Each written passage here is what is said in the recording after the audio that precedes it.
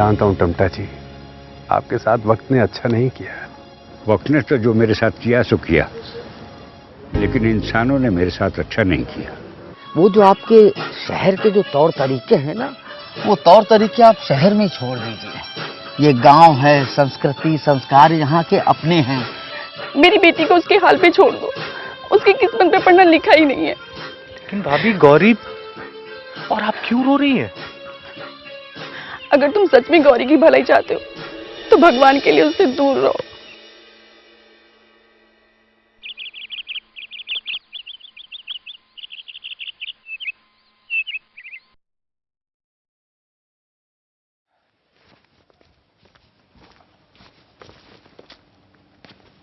अरे चाची, राम राम।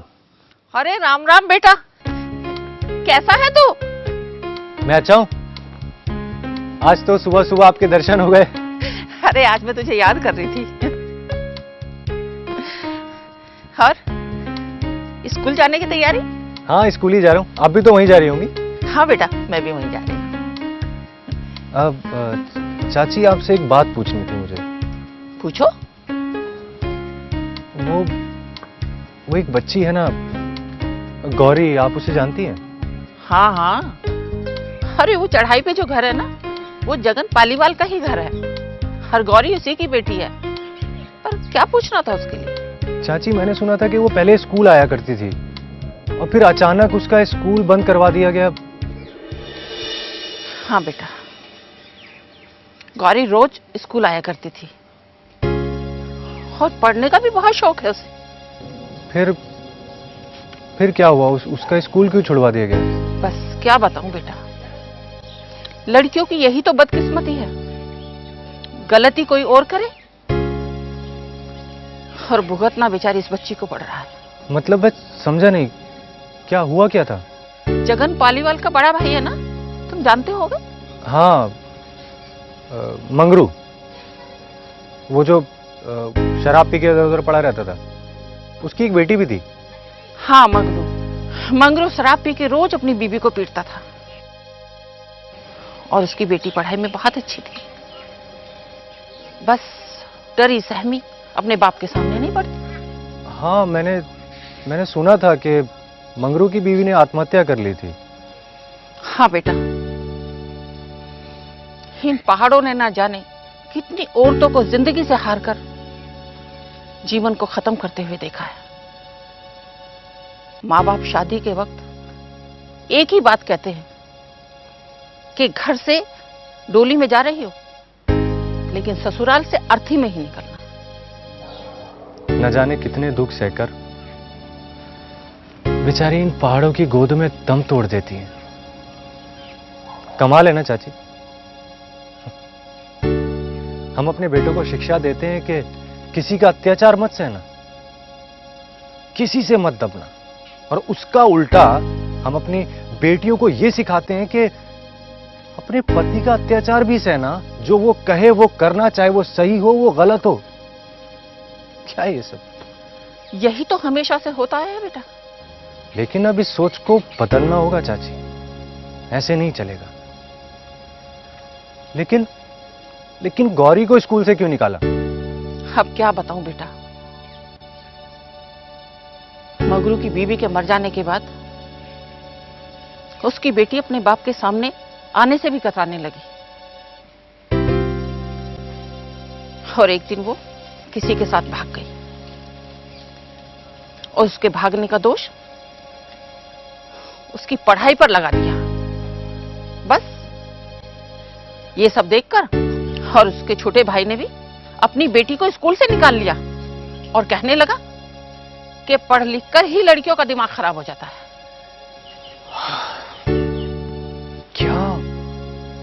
क्या बेवकूफाना बातें हैं ये। कब समझेंगे ये लोग कि पढ़ाई जिंदगी बर्बाद नहीं करती, जिंदगियां संवारती है। पता नहीं बेटा, ये सब कब समझेंगे।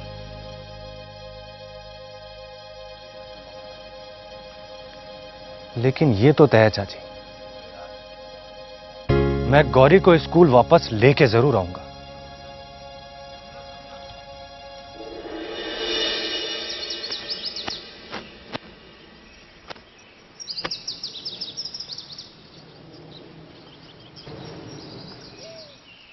क्या सोच रही हो? मैं अपनी बच्ची गौरी के बारे में सोच रही हूँ। बेचारी को अपनी पढ़ाई छोड़नी पड़ी। हाँ, और तो और उसकी उसमें कोई गलती भी नहीं थी। किसी और की गलती की सजा बेचारी गौरी को भुगतनी पड़ रही है। वैसे देखा जाए तो गलती उसकी बहन की भी नहीं है। I mean, उन हालातों में उसे जो ठीक लगा उसने वो किया। काश के उसे कोई समझाने वाला होता। कम से कम गौरी को तो फिर ये सब ना भुगतना पड़ता। लेकिन गौरी के माँ बाप को ये बात समझनी चाहिए कि अपनी बेटी की पढ़ाई वो छुड़वा कर अच्छा नहीं कर रहे हैं। I mean, किसी और की गलती की सजा वो अपनी बेटी को दे रही है, कहाँ तक सही है? ऑब्वियसली यार, पांचों उंगलियां बराबर तो होती नहीं। और मेरी समझ में ये नहीं आता ये पढ़ाई लिखाई इसके लिए जिम्मेदार कैसे हो सकती है। बिल्कुल सही कह रहे हो। उसके माँ बाप को हर हाल में ये बात समझनी ही होगी। अभी अगर तुम कहो तो मैं बात करूं? हाँ, नहीं नहीं, क्योंकि तुम बात करोगी तो ठीक नहीं रहेगा।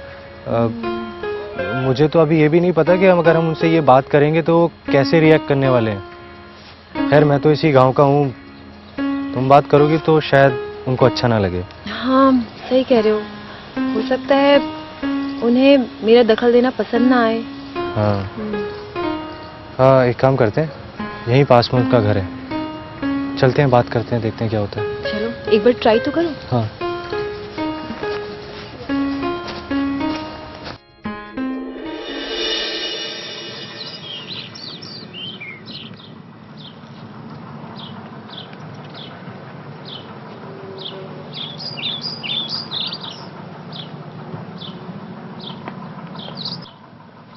जगन भैया,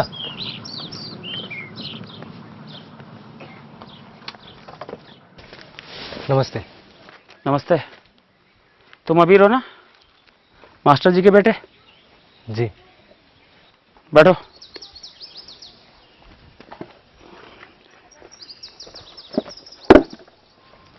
लक्ष्मी, मास्टर जी का बेटा है, 2 कप चाय बना लाना। बना लाओ। जगन भैया, नहीं नहीं, चाय की कोई जरूरत नहीं है। भाभी आप तकलीफ मत कीजिए। तो बताओ क्या काम है? जगन भैया, ये स्वाति है, ये एक एनजीओ चलाती है। नमस्ते भैया। नमस्ते। जगन भैया, ये काफी पढ़ी लिखी हैं। स्वाति, तुम बताओ ना, तुम्हारा एनजीओ क्या काम करता है? हाँ भैया, हमारी जो संस्था है वो गांव के बच्चों की मदद करती है। जो बच्चे पढ़ाई करना चाहते हैं वो उनके लिए काम करती है। जो बच्चे पहले नहीं पढ़ पाते थे वो अब आगे पढ़ाई कर रहे हैं। और पढ़ाई करने में जो संख्या सबसे ज्यादा है वो लड़कियों की है। बहुत खुशी की बात है। और कुछ? जगन भैया, आजकल लड़कियां बहुत तरक्की कर रही हैं, हर जगह आगे बढ़ रही हैं, और तो और उनके माँ बाप पढ़ने लिखने के लिए उनको बहुत प्रोत्साहित कर रहे हैं।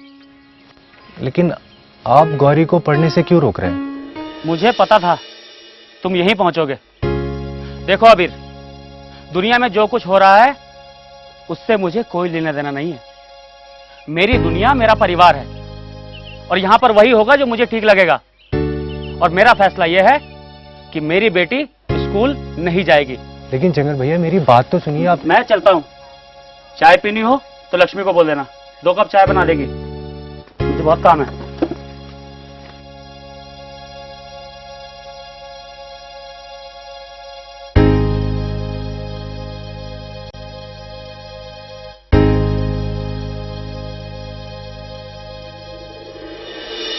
कि अबीर अब तय करेगा आपके घर में आके कि आपकी बेटी के लिए क्या सही है क्या गलत है। वो तय करेगा तुम्हारे बच्चे का भविष्य। इसका मतलब कि तुम्हारे घर में तुम्हारी कुछ औकात ही नहीं रह गई। अब जो भी कुछ करेगा फैसला वो अबीर ही करेगा। अपनी तो पाठशाला, अपनी तो पाठशाला ये।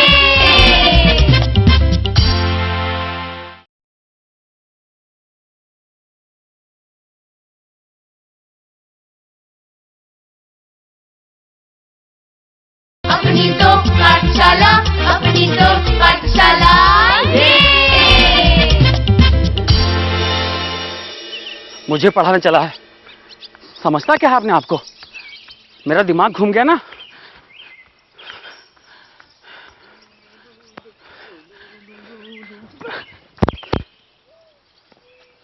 अरे देख कर ही चलता से। अरे आंखें तो तुम्हारे पास भी होंगी ना, गिरा दी मेरी लकड़ी। हाँ यार, आंखें तो मेरे पास भी हैं। बेटा हीरा, आज की तारीख में गुस्सा करना ज्यादा ठीक नहीं। अरे जगन भैया, अरे क्या बात हो गई, आज सुबह सुबह इतना उखड़े उखड़े क्यों चल रहे हो भाई? अरे छोड़ो हीरा बाबू, मेरा दिमाग वैसे ही खराब है। अरे लोग शहर से पढ़ लिख कर के आ जाते हैं, लोगों की निजी जिंदगी में घुसने लग जाते हैं। वो तो ठीक है जगन भैया, पर बात क्या हुई मुझको बता दो। हो सकता है कि आपका गुस्सा कुछ कम हो जाए और उसके बदले में मैं आपकी कुछ मदद कर सकूं। देखो हीरा बाबू, मैं अपने पचड़े खुद सुलझा लेता हूँ, मुझे किसी की मदद की जरूरत नहीं, समझे? ओहो जगन बाबू, आपका भी बजट बहुत भारी है। अब बता भी दो कि आखिर हुआ क्या? यार तुम तो पीछे पड़ गए। अरे वो मास्टर जी का बेटा नहीं है, जब से शहर से आया है लोगों की निजी जिंदगी में घुसने की कोशिश कर रहा है। ये तो सही कह रहे हो जगन बाबू, जब से वो यहाँ पर आया है सबकी नाक में दब करके रखा है। अब वैसे जगन भैया एक बात बताओ, उसने तुम्हारे साथ ऐसा क्या कर दिया कि जो तुम इतना उखड़े हुए हो? हैं? मेरे साथ? हाँ। अरे मुझे मेरी बेटी को स्कूल भेजने के लिए समझाने आया था। हैं? अब मुझे अपनी बेटी को स्कूल नहीं भेजना, इसमें उसको क्या दिक्कत है? बताओ, अब बताओ ना तुम। अरे यही तो दिक्कत है जगन भैया कि उसको क्या दिक्कत है, उससे कौन जाकर पूछे। अब शहर से 4 किताबें क्या पढ़ के आ गया कि पता नहीं खुद को क्या समझ रहा है। और एक बात बताओ जगन भैया, तुम्हारे घर में घुस के तुमको समझा रहा है कि तुम्हारी बेटी के लिए क्या सही है क्या गलत है, हैं? कि अबीर अब तय करेगा आपके घर में आके कि आपकी बेटी के लिए क्या सही है क्या गलत है। वो तय करेगा तुम्हारे बच्चे का भविष्य। इसका मतलब कि तुम्हारे घर में तुम्हारी कुछ औकात ही नहीं रह गई। अब जो भी कुछ करेगा फैसला वो अबीर ही करेगा। बहुत गलत बात है। मैं तो कह रहा हूँ जगन भैया कि अब की अगर वो आपके घर में आए और आपको आपके बच्चे के बारे में कुछ समझाए तो ऐसी खबर लो कि वो राय देना बंद कर दे, समझे? हाँ वही तो, माना कि मास्टर जी के पूरे गांव में इज्जत है। हाँ। लेकिन अबीर को ये किसने हक दिया कि वो दूसरों की जिंदगी में दखलंदाजी करे? किसी ने नहीं दिया, जबरदस्ती घर में घुसता है और अपना ज्ञान बांट रहा है, इससे पहले कि अपने ज्ञान से आपके घर को बर्बाद करे। संभाल लो। अच्छा मैं चलता हूँ, है ना, मुझे बहुत जरूरी काम से जाना है। ठीक है, तू ख्याल रखना। ठीक है? ठीक है, मैं भी चलता हूँ जरा। जगन भैया सुनो, अब की घर पे आए तो घुसने ही मत देना, घर से बाहर ही भगा देना। बिल्कुल उसको। ठीक कह रहे हो हीरा भाई। हाँ ठीक है। ठीक है, राम राम। संज्ञा तो चाय बहुत अच्छा बनाया है। सच में? कितनी बुरी चाय बनाती है लड़की। हाँ हाँ, तुझे तो मेरी बनाई हर एक चीज बुरी लगती है और फिर भी यहीं आता है। अब क्या करें, बचपन से आदत जो पड़ गई है बुरा खाने की और बुरा पीने की। अच्छा, तो जाके अपने बैंगलोर में ही खाना खा लेना और हाँ, चाय भी वहीं पी लेना। अरे छोड़ना, अबीर से काम चला लूंगा। तू ना क्या अबीर, तुम भी ना, इतनी अच्छी चाय तो बनाई है बेचारी ने। अच्छा संज्ञा, तुझे तो पता ही है कि ये स्वाति है। हाँ, मैंने ने कई बार स्कूल आते जाते हुए देखा है और मास्टर जी से बात करते हुए भी। ये तो काफी लोगों की मदद भी करती है ना। और तुझे पता है ये एनजीओ भी चलाती है। एनजीओ? ये तो बहुत ही अच्छी बात है ना। इसके लिए तो आपको बहुत बड़ी पढ़ाई करनी पड़ी होगी। हाँ, मैंने ह्यूमन राइट्स में एमए किया है। अच्छा संज्ञा, तुमने कहाँ तक पढ़ाई की है? मैं तो सिर्फ 10वीं पढ़ी हूँ। उसके बाद फिर ये अबीर मसूरी चला गया पढ़ने के लिए और मैं अकेली रह गई। अच्छा, मतलब तू ये कहना चाहती है मेरी वजह से तेरी पढ़ाई रुक गई, मैं मसूरी चला गया तो तू पढ़ नहीं पाई? और नहीं तो क्या, स्कूल था ही इतना दूर कि माँ ने फिर अकेले भेजा ही नहीं पढ़ने के लिए। संज्ञा, अभी भी देर नहीं हुई है। अगर तुम अब भी अपनी पढ़ाई पूरी करना चाहती हो तो पूरी कर सकती हो। अरे स्वाति जी, अब अच्छा थोड़ी लगेगा। अब मैं स्कूल जाती अच्छी थोड़ी लगूंगी। अरे नहीं संज्ञा, उसके लिए तुम्हें स्कूल जाने की जरूरत नहीं है। तुम चाहो तो तुम घर पे बैठ के भी अपनी पढ़ाई पूरी कर सकती हो। क्या? वो कैसे? कॉरेस्पॉन्डेंस से। कॉरेस्पॉन्डेंट? वो क्या होता है? कॉरेस्पॉन्डेंस यानी पत्राचार। मतलब तुम घर पे बैठ के भी अपनी पढ़ाई पूरी कर सकती हो। क्या सच में ऐसा हो सकता है कि मैं घर पर बैठकर ही अपनी पढ़ाई पूरी कर सकती हूँ? सच में ऐसा हो सकता है, लेकिन हाँ, एग्जाम देने के लिए आपको शहर जाना पड़ेगा। हाँ, जब भी तेरा पेपर होगा तो मैं तुझे शहर ले जाया करूंगा। Very good. ठीक है, फिर मैं ना इस बारे में माँ से बात करूंगी। ठीक है संज्ञा, मैं चलती हूँ, आते जाते तुमसे मिलती रहूंगी। हाँ हाँ जरूर, आप आते जाते रहिएगा। अरे मुझे भी शहर जाना है, बच्चों की किताबें लानी है। अच्छा, तो फिर तुम एक काम करो ना, कल तुम शहर आ जाओ, वहीं से तुम किताबें ले लेना और मैं संज्ञा के लिए फॉर्म लेके तुम्हें दे दूंगी। हाँ ये ठीक रहेगा। अच्छा चलो, फिलहाल मैं तुम्हें बस स्टैंड तक छोड़ देता हूँ। अरे नहीं नहीं, मैं चली जाऊंगी, तुम संज्ञा के साथ बैठो। अरे कोई बात नहीं, मैं तुम्हें छोड़ देता हूँ यार, चलो। स्वाति जी नमस्ते। नमस्ते।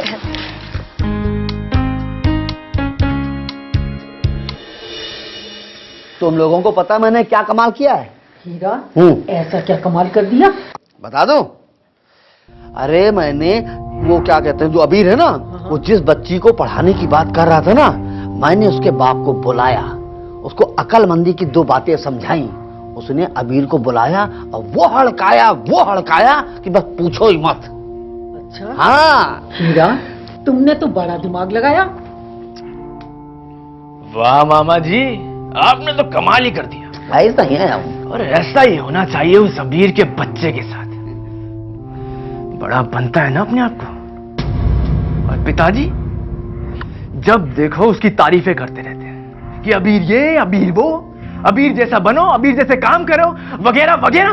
चुप चुप।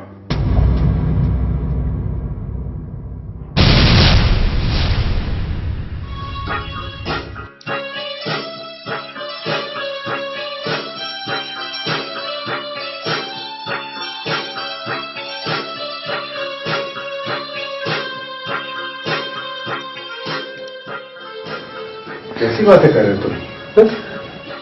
कैसी बातें कर रहे हो? शर्म आनी चाहिए तुम सबको। मास्टर जी ने दूसरों की भलाई करते करते अपनी पूरी उम्र गुजार दी, और उनका बेटा उनका सपना पूरा करने के लिए अपनी नौकरी तक छोड़ाया। और तुम्हें इसमें भी तकलीफ हो रही है? अफसोस होता है मुझे तुम्हारी ऐसी बातें सुन के, बहुत अफसोस होता है। जब देखो आप मेरे पर ही चढ़ते रहते हो, मुझे डांटते रहते हो। अब एक बात बताओ अच्छा जीजा जी, आप ये कौन सा तरीका है भलाई करने का कि आप दूसरों के काम में दखलंदाजी दो? हैं? अब नहीं कुछ बोलोगे आप? तुम तो अपना मुंह बंद ही रखो साले साहब। अरे जब तुम्हें भलाई और दखल अंदाजी में ही फर्क नजर नहीं आता, तो तुम मास्टर जी और अबीर की अच्छाइयों को क्या समझोगे? वो बच्चा गांव की भलाई के लिए काम कर रहा है। और कान खोल के सुन लो तुम सब लोग, अगर तुम में से किसी ने भी अबीर के काम में रोड़े अटकाने की कोशिश की ना, तो मुझसे बुरा कोई नहीं होगा। ये बात दिमाग में रख लेना।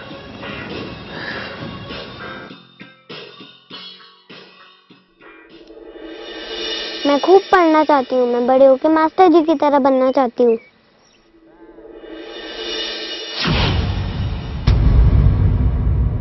अपनी तो पाठशाला, अपनी तो पाठशाला।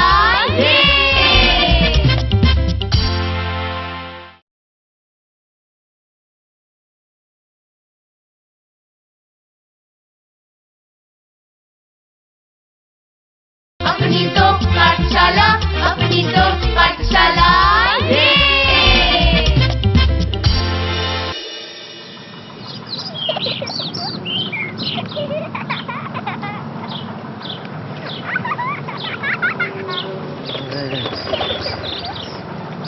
अरे अबीर, कहाँ से आ रहा है?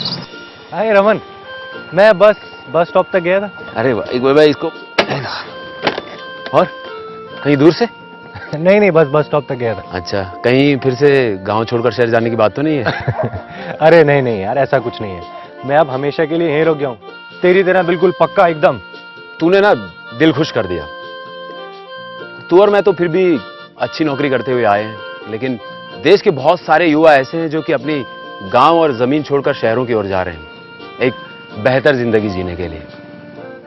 हाँ रमन, मुझे भी कभी कभी ये एहसास होता है कि यहाँ के लोग खेतों में काम करने को बहुत छोटा काम समझते हैं, शर्म आती है उन्हें, और वो शहरों की तरफ भागते हैं नौकरी करने के लिए, कोई भी छोटी मोटी नौकरी करने के लिए, और फिर ये खुला सा माहौल छोड़कर उन छोटे छोटे कमरों में रहने के लिए मजबूर हो जाते हैं।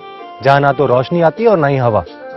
और एक अपना गांव है जहां ताजा हवा और खुली रोशनी की कोई कमी ही नहीं है। और ये बात फिर शहरों में कहां है? अच्छा रमन, हम आज एक वादा करते हैं कि आज से हम जो ये लोग शहरों की तरफ जाते हैं ना, इनको जाने से रोकेंगे। कम से कम एक कोशिश तो जरूर करेंगे। वादा रहा। हमें लोगों को यह समझाना है कि गांव में पढ़ाई लिखाई करके कहीं बाहर नहीं जाना है, बल्कि गांव की बेहतरी के लिए ही कुछ करना है। जब गांव आगे बढ़ेंगे तभी तो शहर आगे बढ़ेंगे और तभी तो देश तरक्की करेगा। हाँ।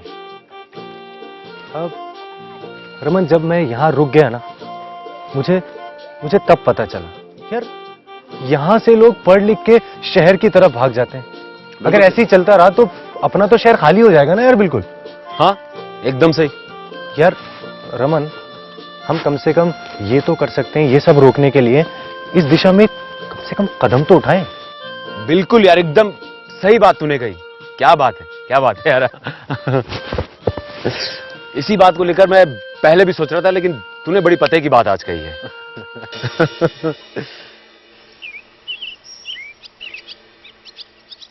नाम तो उसका था पर उसको सब विली ही कहते थे। दीदी, ये क्या लिखा है? पहले तो तुम भी स्कूल जाती थी, अब क्यों नहीं जाती? बस ऐसे ही। क्यों, तुम्हें स्कूल जाना अच्छा नहीं लगता? मुझे तो स्कूल जाना बहुत पसंद है, लेकिन बापू को नहीं। तो बापू को कौन स्कूल जाने को कह रहा है? तू भी पागल है। बापू को मेरा स्कूल जाना पसंद नहीं है। ऐसा क्यों? वो तो मुझे रोज डांट कर स्कूल भेजते हैं।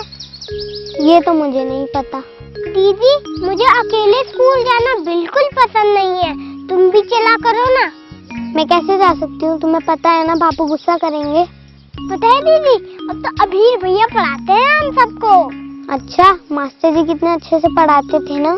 हाँ, मास्टर जी भी बहुत अच्छे पढ़ाते थे, लेकिन अभीर भैया भी बहुत अच्छे पढ़ाते हैं। अभीर भैया बहुत अच्छे हैं ना? हाँ, अभीर भैया बहुत अच्छे हैं। वो हमें रोज चॉकलेट देते हैं। अच्छा, पहाड़ी सुनाने पर तो 2 देते हैं। आप भी स्कूल आते तो कितना अच्छा होता दीदी। मन तो मेरा भी बहुत करता है स्कूल जाने का, लेकिन बापू तो जाने ही नहीं देते हैं। मैं खूब पढ़ना चाहती हूँ। मैं बड़े होके मास्टर जी की तरह बनना चाहती हूँ।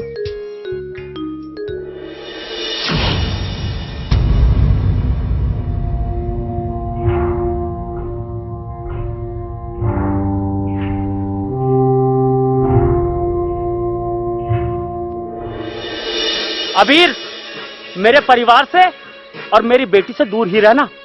और उसके दिमाग में अगर फिर से स्कूल जाने की बात भरने की कोशिश की तो मैं ये भूल जाऊंगा कि तुम मास्टर जी के बेटे हो। समझे? अपनी तो पाठशाला, अपनी तो पाठशाला।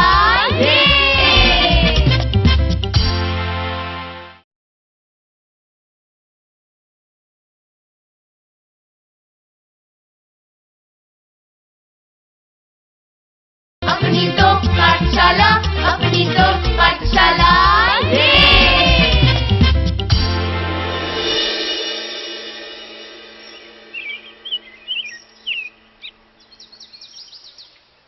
अबीर, अरे जगन भैया, अच्छा ही हुआ तुम मिल गए, वरना मुझे ही मिलने आना पड़ता तुमसे। हाँ, मैं भी आपसे मिलना ही चाहता था। देखो अबीर, मैं मास्टर जी की बहुत इज्जत करता हूँ, बल्कि पूरा गांव ही करता है, पर उसका ये मतलब नहीं कि हम तुम्हारी हर बात मानेंगे। जगन भैया, मैं तो सिर्फ इतना कहना चाहता था कि गौरी को पढ़ने की जरूरत है। आप उससे उसकी पढ़ाई का हक नहीं छीन सकते। मेरी बेटी का हक क्या है ये मुझे किसी से समझने की जरूरत नहीं, और मैं कोई तुम्हारा विद्यार्थी नहीं हूं। तुम मुझे समझाने की कोशिश मत करो। जगन भैया, आप मुझे गलत समझ रहे हैं। मैं ऐसी कोई कोशिश नहीं कर रहा हूं। तो मेरी बेटी से मिलकर उसके दिमाग में यह भरने की क्या जरूरत थी कि तुम उसे स्कूल ले जाओगे?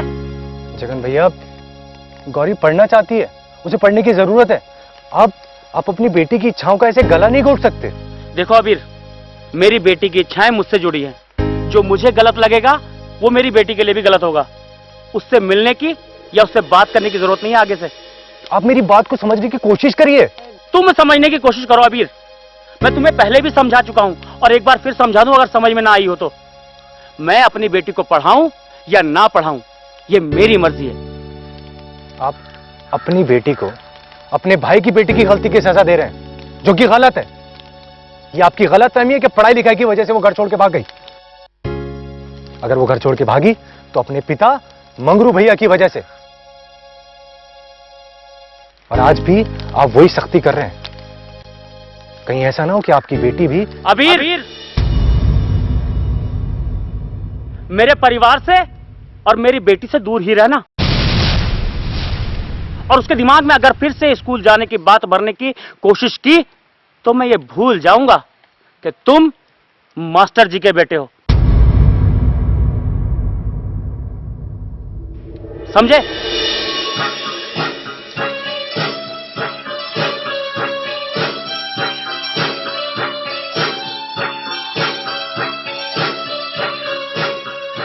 हर तरफ सन्नाटा था, हर तरफ अंधेरा। क्या ये सफर यहीं तक था? अबीर के अंदर कुछ पिघल रहा था। देखना ये था कि वो पिघल के जंजीर बनेगा या तलवार। जब तक इस गांव में एक भी बच्चा अनपढ़ रहेगा ना, मेरा मकसद कभी पूरा नहीं हो पाएगा। ये ले, पूरे 5,000 हैं। और देख, किसी को पता नहीं लगना चाहिए कि ये रुपए मैंने तुझे दिए, तेरे पिताजी को भी नहीं। अब देखिए ना, अगर गांव का हर बच्चा गांव छोड़कर शहर चला जाएगा तो गांव की तरक्की कैसे होगी? असली सरपंच तो मेरे पति देव हैं। कुछ भी हो दीदी, आप घर में सिर्फ एक पत्नी हो, पर गांव वालों के लिए सरपंच हो, और गांव के लिए फैसला लेने का हक सिर्फ आपको है।